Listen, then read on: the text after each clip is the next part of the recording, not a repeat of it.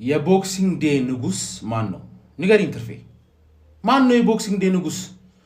ሁልሽም ሶስተኛ ጌም በተከታታይ ሁላችሁ አንጠባጠባችሁ። ሊጉ ከባድ ነው።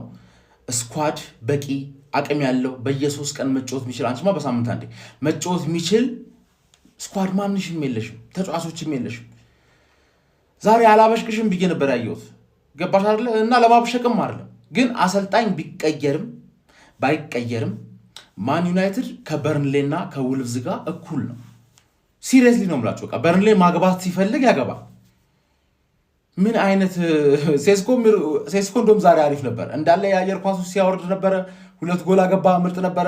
ግን በቃ ኤዲን ሄቨን ራሱ ላይ ለዋንጫ ነው የምንጮተው አልከም ይሆን ሰውዬ ማለት ለዋንጫ የሚጮት ቡድን መጮት ትችል ነበር እኮ አትችልም። አቅሙ ስለሌለ ገባር ስታርቲንግ 11 መግባት የምትችለው እዛ ነው። ኖርማል ነው። ሃንግማን ስለተሸነፈች ወደ 5ኛ አድርገሻል። 1 ነጥብ በየሳምንቱ 1 ነጥብ ብታመጪ ራሱ የሆነ ቶፕ 10 ትጨርሻለሽ። በእርግጠኝ ካለፈው ዓመት ተሻሻልሽ ማለት ካለፈው ዓመት ተሻሻልሽ። ካለፈው ዓመት 18 ጌታ ነበረሽ፣ 18 ጊዜ ነበር የተሸነፍሽው። አሁን 30 ጊዜ አቻ ትወጫለሽ፣ 8 ታሸንፊያለሽ። ብሽቃል ጀስት ያየሁት ነገር ነው። የሚያሳዝን ሽት ፉትቦል ማለት። ተመልሼ ወደ ቼልሲ ጨዋታ ሄድኩኝ። ዲፕሬሲንግ ማን ዩናይትድ ማየት እናንተም እንደሚሰማችሁ ማሰብ ማለት አልችልም። በቃ ወኔ የለ፣ ፓሽን የለ፣ አግሬሽን የለ። 300 ሺህ ነው የሚከፈላቸው አሁን እነዚህ ሰዎች 300 ሺህ። አሁን በቃ አትጋፉ አይደለም ይኸውላችሁ፣ ስለ ወደፊት ዕጣ ፈንታችሁ ማወቅ ፈልጉ በቀኝ እንግዲህ ስለ ቡድናችሁ ደግሞ ወደፊት ዕጣ ፈንታ ማወቅ ፈልጉ በግራ በኩል ያዙ። ይሄ ሁሉ ባንዴ ማስተናገድ አልችልም እኔ ይከብደኛል። እኔ ማለት ታሪካዊ ሰውኛለሁ፣ ጀምሮ ሻምፒዮን ሆኛለሁ።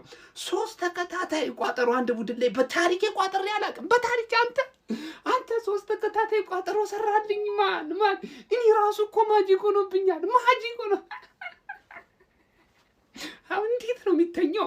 እንዴት ነው የምተኛው? ይሄ እኮ ድርብ በዓል እኮ ነው ጀማው፣ ድርብ በዓል እኮ ነው። አስባችሁታል? ነገ ሊቨርፑልን ከለጠፍነው ልዩነቱ ስንት እንደሚደርስ በቃ ግድም እናደርገዋለን። ሊቨርፑልን ልዩነቱን ማፍካት ነው ከዚህ በኋላ ይኸውላችሁ። እሺ አሁን ወረፋ ያዛችሁ ሰዎች ቀስ በሉ፣ አትጋፉ።